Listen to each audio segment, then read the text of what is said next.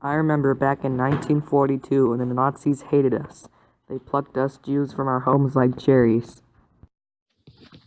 I was sitting in my home, all relaxed, eating dinner, when out of nowhere there were jeeps outside, and they were filled with other Jews. One of the men driving the jeep told me that the government had plans of resettlement for the Jews. I was a very law-abiding citizen, so I did what they told me to do. It was very hard to say no with all the weapons that they had brought with them.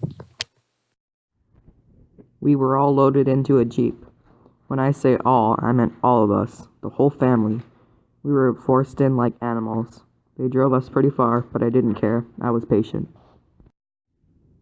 Once we arrived to our destination, everyone was forced to lie down and put all their valuables with their name and address in a bag for safe keeping. After we obeyed their orders, they loaded us into a boxcar. I was surprised we all fit in there. There was no room left. Once we began moving again, I started to feel sick. I could barely breathe. It was hot, everyone was sweaty, and the smells were putrid. It smelled of garlic, human perspiration, urine, and feces. We had no bathrooms, so when we had to go, we went. My mouth was dry from having no water. It was a horrible experience. After about 4 days, which felt like weeks, we got a break. They passed a bucket of water mixed with hay around for us.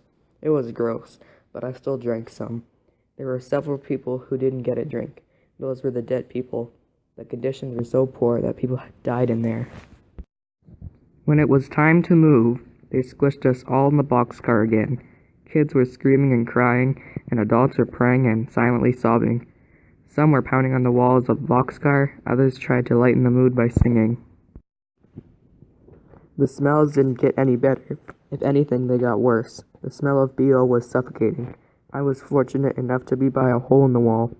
All we could do now was just wait for this all to be over.